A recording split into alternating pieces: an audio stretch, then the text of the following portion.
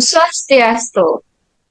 Assalamualaikum warahmatullahi wabarakatuh. Salam namo buddhaya, salam sejahtera untuk kita semua dan salam harmoni. Baik, di sini kami membuat video untuk memenuhi tugas kalkulus multivariabel untuk membuat video presentasi terkait materi aplikasi maksimum dan minimum. Nah, sebelum itu izinkan kami memperkenalkan diri terlebih dahulu. Perkenalkan, nama saya Gusta Yukaderi Jukni dengan 3 digit NIM terakhir 055 dari kelas 3C dan rekan saya. Perkenalkan, nama saya Madya Raras Pratyandari dengan 3 digit NIM akhir 028 dari kelas 3C dan rekan saya. Perkenalkan, nama saya Nimade Diva Indiswari dengan 3 digit NIM terakhir 075 dari kelas 3C. Baik, langsung saja kita lanjutkan ke materinya. Baik, materinya yaitu aplikasi maksimum dan minimum. Materi yang pertama akan dijelaskan oleh rekan saya. Pada rekan saya persilakan. Baik, terima kasih atas kesempatannya. Di sini saya akan menjelaskan mengenai nilai maksimum dan minimum. Yang pertama, yang itu definisi.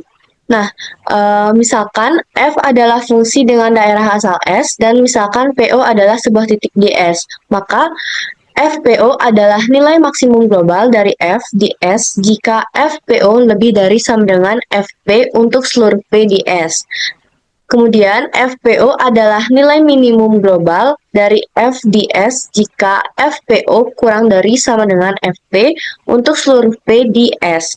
Dan FPO adalah nilai ekstrim global dari F di S jika FPO bukan nilai maksimum global dan bukan nilai minimum global, seperti yang terlihat pada gambar. Next.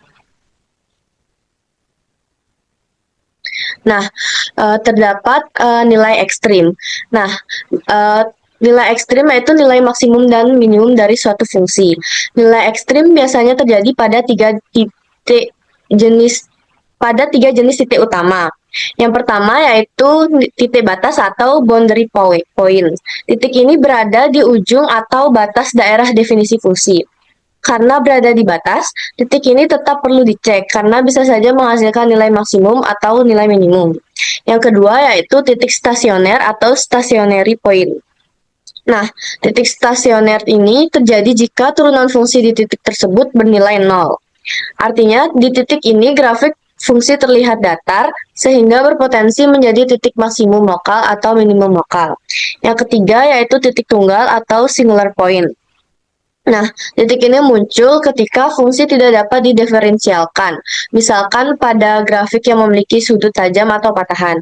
Walaupun tidak bisa diturunkan, titik ini tetap perlu diperiksa karena bisa menjadi nilai ekstrim. Next. Kemudian, terdapat dua teorema penting yang berkaitan dengan nilai maksimum dan minimum. Yang pertama yaitu teorema A, teorema keberadaan maksimum minimum. Yang berbunyi jika F kontinu pada sebuah himpunan S tertutup terbatas, maka F mencapai nilai maksimum global dan nilai minimum global di himpunan tersebut. Teorema ini menyatakan bahwa jika suatu fungsi F kontinu pada himpunan S yang tertutup dan terbatas, maka fungsi tersebut pasti memiliki nilai maksimum global dan minimum global pada himpunan tersebut. Artinya, selama daerah tertutup dan terbatas serta fungsinya kontinu, kita dijamin bisa menemukan nilai tertinggi dan terendah dari fungsi tersebut. Yang kedua yaitu teorema B, teorema titik kritis. Misalkan F didefinisikan pada sebuah himpunan S yang mengandung PO, jika FPO adalah sebuah nilai ekstrim, maka PO harus merupakan sebuah titik kritis, yaitu PO adalah sebuah titik batas di S, atau sebuah titik stasioner dari F, atau sebuah titik tunggal dari F. Nah, teorema ini menjelaskan bahwa kita harus mencari nilai ekstrim. Jika nilai FPO merupakan nilai ekstrim, maka titik PO harus merupakan nilai kritis. Titik kritis yang dimaksud dapat berupa 3 kemungkinan. Yang pertama, titik batas dari himpunan S. Yang kedua, titik stasioner, yaitu titik di mana turunan fungsi bernilai 0. Dan ketiga, titik tunggal, yaitu titik di mana fungsi tidak dapat didiferensialkan. Next. Berikutnya itu contoh soal. Tentukan nilai maksimum atau minimum dari f xy sama dengan x kuadrat min 2x plus y kuadrat per 4. Untuk penyelesaiannya, Fungsi tersebut dapat didiferensialkan pada bidang X ataupun Y. Nah, untuk fx, x, y sama dengan 0, maka 2x min 2 sama dengan 0, maka x sama dengan 1. Untuk fy, x, y sama dengan 0, y per 2 sama dengan 0, maka y sama dengan 0. Kemudian, fungsi ini hanya mempunyai titik stasioner yaitu pada titik 1,0. Nah, kemudian titik 1,0 ini disubstitusikan ke fungsi awal, yaitu fxy sama dengan x kuadrat min 2x plus y kuadrat per 4. F 1,0 akan menghasilkan negatif 1.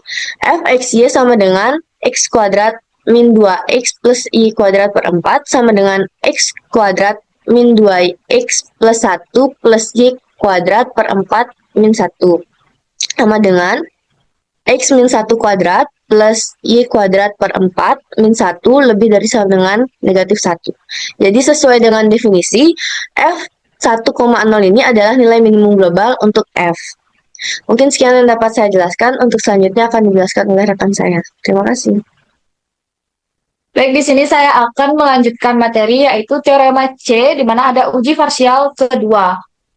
Di sini andaikan fx mempunyai turunan parsial kedua yang kontinu dalam lingkaran x0, y0 dan gradien f x0, y0 sama dengan 0, misalkan d sama dengan dx0, y0 sama dengan fx x0, y0, fy x0, y0 min f kuadrat xy x0, y0, maka bisa kita ketahui jika D lebih dari 0 dan fx x0, y0 kurang dari 0, maka f x0, y0 adalah sebuah nilai maksimum lokal. Yang kedua, jika D lebih dari 0 dan fx x0, y0 lebih dari 0, maka fx0, y0 adalah sebuah nilai minimum lokal. Yang ketiga, jika D kurang dari 0, maka fx0, y0 bukan sebuah nilai ekstrim, dan x0, y0 adalah sebuah titik pelana. Dan yang terakhir yaitu jika D sama dengan 0, maka ujian dilakukan tidak memiliki hasil atau tidak dapat disimpulkan. Selanjutnya itu ada contoh soal. Tentukan titik ekstrim jika ada dari fungsi f yang didefinisikan dengan fxy sama dengan 3x kuadrat plus y kuadrat min 9x plus 4y, maka penyelesaiannya yaitu pertama kita mencari turunan parsial dari fungsi tersebut. Maka sudah dilihat pada PPT, terdapat turunan parsial dari fungsi fxy sama dengan 3x kuadrat plus y kuadrat min 9x plus 4y. Nah, setelah kita mencari turunan parsialnya, kita lanjutkan mencari titik stasioner dengan kita memisahkan fx x, y sama dengan 0 dan memisahkan fy x, y sama dengan 0. Maka kita peroleh titik kritis yang memenuhi yaitu 1,2 dan min 1, min 2. Nah, selanjutnya kita lakukan uji di titik 1, min 1, min 2. Misalkan D sama dengan fx x0, y0 dikali fy x0, y0 dikurang fx kuadrat y x0, y0. Nah, kita ini substitusi saja nilainya, kita masukkan, lalu kita memperoleh hasil D sama dengan min 36. Nah, karena D kurang dari 0, maka sesuai dengan teorema C, bagian 3, kita ketahui bahwa min 1, titik min 1 dan min 1, min 2 adalah sebuah titik plana, dan F min 1, min 2 bukan titik ekstrim. Baik, sekian yang dapat saya sampaikan. Untuk materi selanjutnya akan dijelaskan oleh saya. Terima kasih.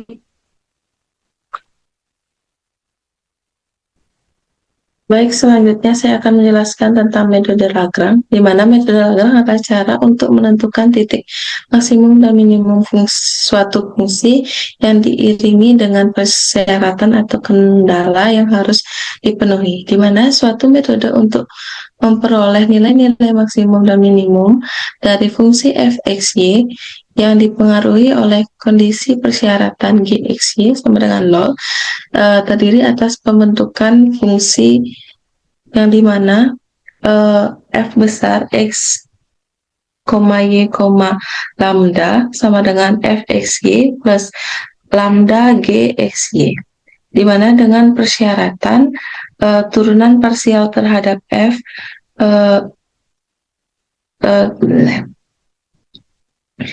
dengan persyaratan turunan parsial terhadap F besar terhadap turunan X sama dengan 0, turunan parsial terhadap F terhadap Y sama dengan 0, turunan parsial terhadap F terhadap lambda sama dengan 0.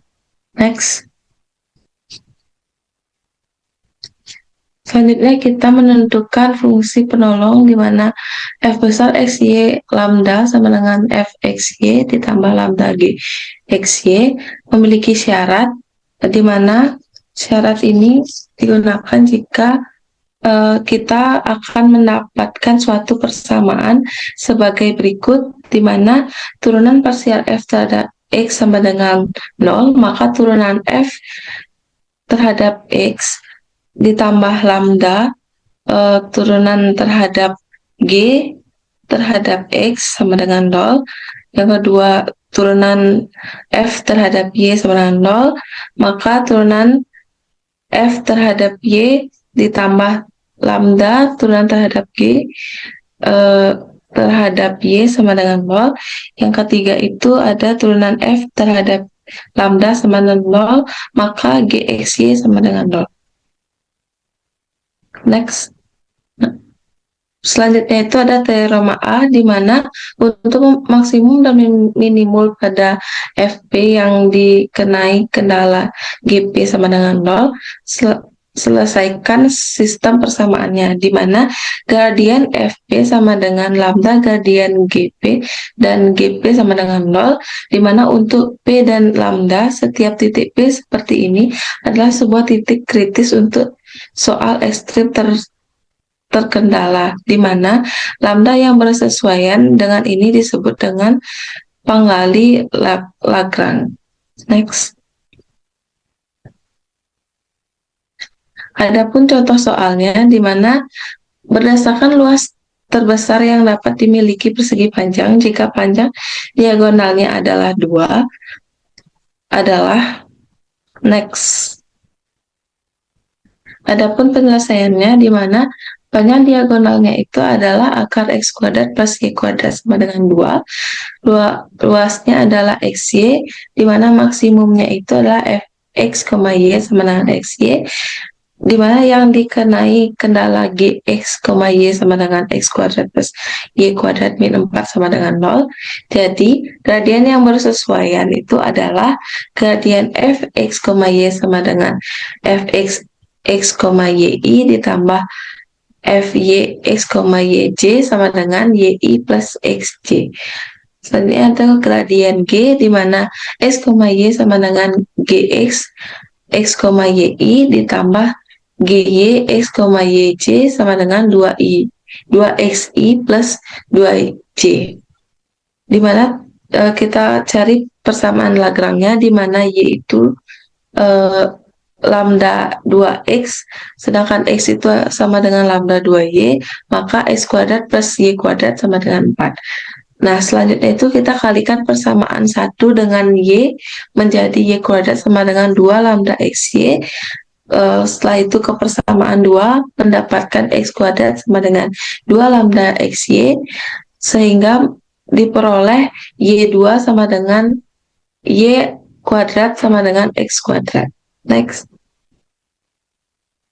Maka kita akan mendapatkan hasil x kuadrat sama dengan y kuadrat menjadi x sama dengan y karena x, y lebih besar daripada 0. Nah, setelah itu kita substitusikan, akan mendapatkan x kuadrat tambah x kuadrat sama dengan 4, lalu 2x kuadrat sama dengan 4, x kuadratnya sama dengan 2, maka mendapatkan hasil x sama dengan akar 2, sehingga y sama dengan akar 2. Sehingga dapat disimpulkan bahwa persegi panjang dengan luas terbesar dengan diagonal 2 adalah bujur sangkar dengan panjang sisi akar 2 dan luarannya adalah 2. Sekian dari saya kembalikan ke moderator. Baik, sekian presentasi dari kelompok kami. Untuk kurang lebihnya kami mohon maaf dan kami akhiri dengan Parama Santi. Om Santi Santi Santi Om. Wassalamualaikum warahmatullahi wabarakatuh. Salam namo budaya, salam sejahtera untuk kita semua dan salam harmoni.